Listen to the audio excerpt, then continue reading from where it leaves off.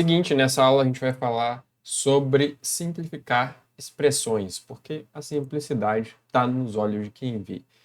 Por que isso? Porque é o seguinte, tem uma função no matemática que é a simplify, que, embora seja uma das mais úteis, às vezes é uma das mais frustrantes também, em que a função de simplify é tentar reduzir uma expressão em uma forma mais simples, em que simplify ela inclui expansão, fatoração e outras transformações algébricas que a gente viu, de forma que o intuito dela é simplesmente simplificar a expressão e trazer para uma forma mais simples, em que a opção trig true é o padrão para simplify, e, ou seja, ela também aplica identidades trigonométricas.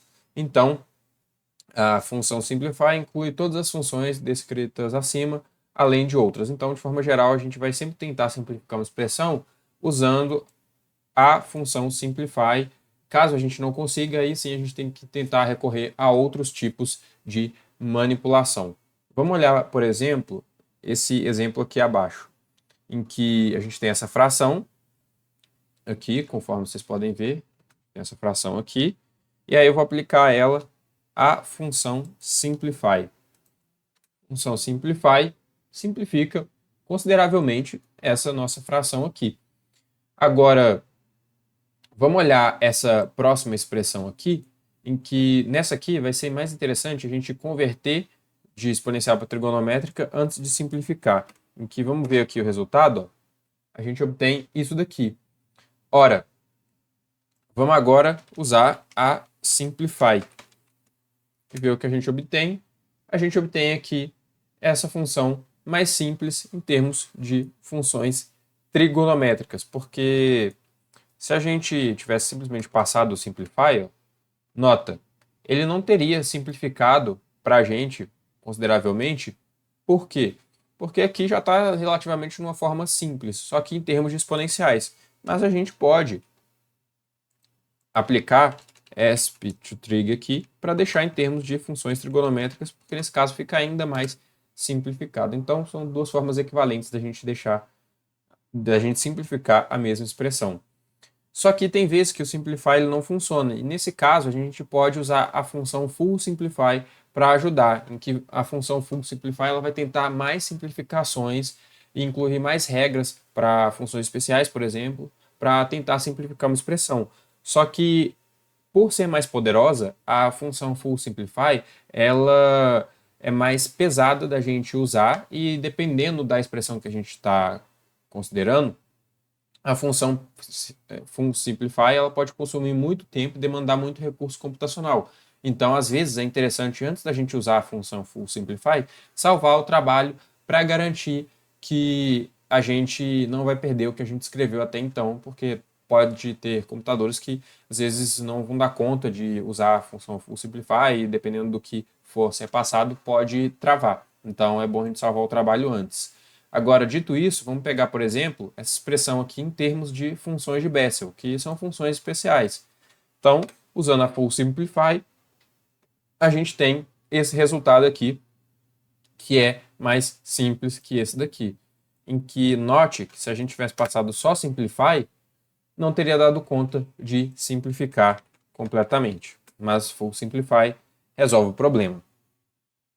Agora, tem uma questão em particular que é o seguinte: Simplify vai usar a forma que o matemática achar melhor de simplificar, em que, se a gente quiser a expressão de um determinado jeito, pode ser que a Simplify não apresente esse jeito para a gente. E aí a gente vai ter que, então, guiar o processo de simplificação manualmente. Então, muitas vezes é interessante a gente tentar guiar esse processo para que a expressão fique da forma como a gente queira, em que, para fazer isso, a forma mais vantajosa da gente simplificar expressões algébricas é aplicando de forma pós-fixada uma função após a outra, né? Ou seja, passando, por exemplo, factor, collect, enfim, tudo de forma pós-fixada.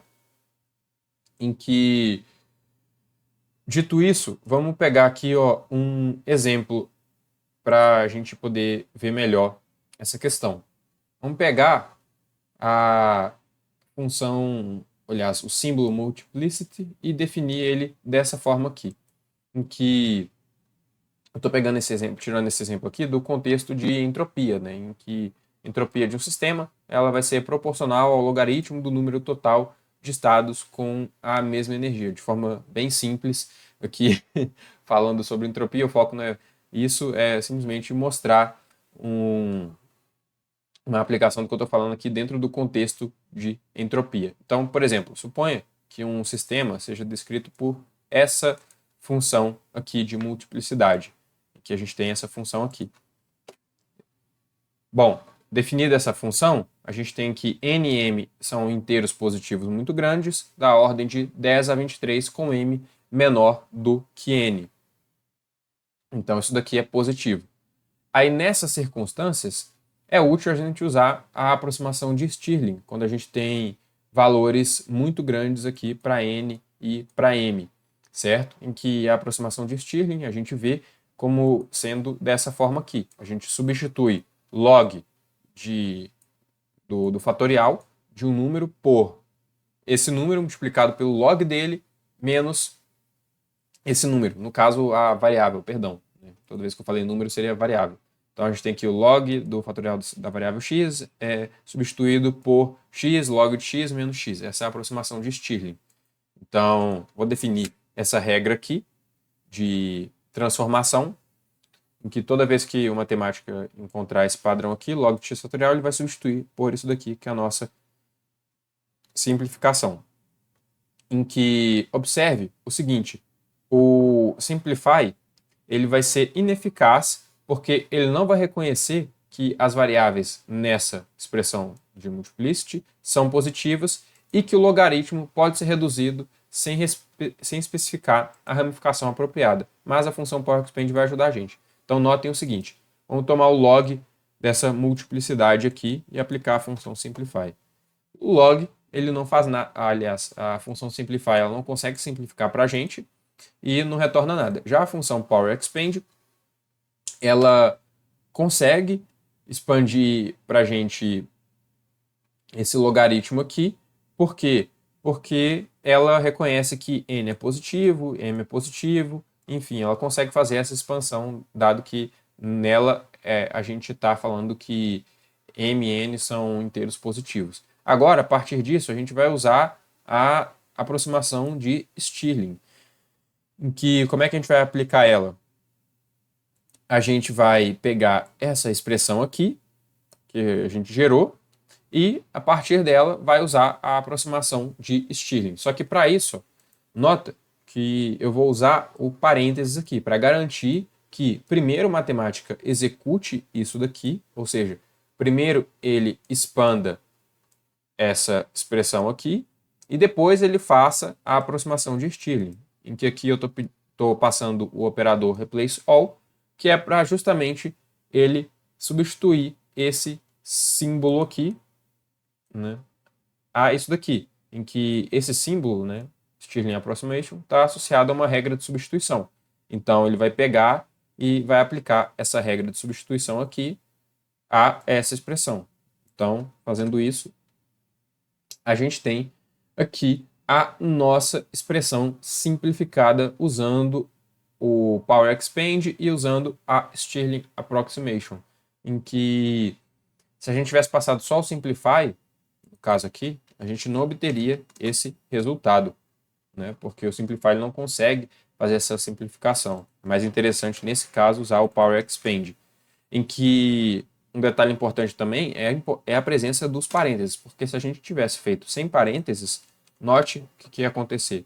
A gente ia obter um resultado que é diferente do resultado com parênteses, né? Então, voltando com os parênteses aqui, ó, nota que a gente tem um resultado diferente. Então, é importante a gente colocar o parênteses para a gente ter a operação feita na ordem que a gente quer. Agora, o que acontece? M é menor do que N. Então, dado isso, vai ser conveniente a gente fazer essa substituição aqui, ó, de M para X vezes N, em que X seria a razão entre M e N, basicamente. Aí, então, a gente pode acrescentar essa regra de substituição e depois a gente pode fazer uma simplificação para ver como é que fica. Então, fazendo isso, ó, Eu estou pegando basicamente essa expressão aqui e trocando o que é m por x vezes n. Fazendo isso, ele trocou tudo aqui que tem m por x vezes n.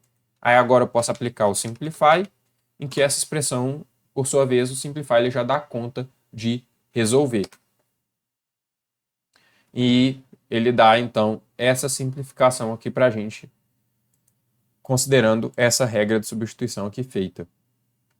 Agora, tem uma outra função interessante que é útil para poder simplificar funções mais complicadas e que envolvem funções especiais ou algumas funções mais complicadas de forma geral, que é a função function expand. A função function expand, ela vai dar uma simplificada em expressões mais complicadas, como por exemplo essa daqui, ó, seno hiperbólico de arco de cosseno hiperbólico de x dividido por 2. Em que vamos só pegar aqui a função function expand para a gente ver o que ela faz. Aqui, ó. Ela tenta expandir funções especiais e determinadas outras funções aqui na expressão passada. Quando possível, reduzindo os argumentos compostos para argumentos mais simples. E a gente pode fazer isso também usando assumptions, ou seja, usando suposições. Né? Então a gente pode passar suposições no segundo argumento de function expand, que ele vai tentar simplificar de acordo com algumas suposições. Então, usando a função function expand, a gente tem esse resultado aqui, que é bem mais simples do que esse daqui, certo?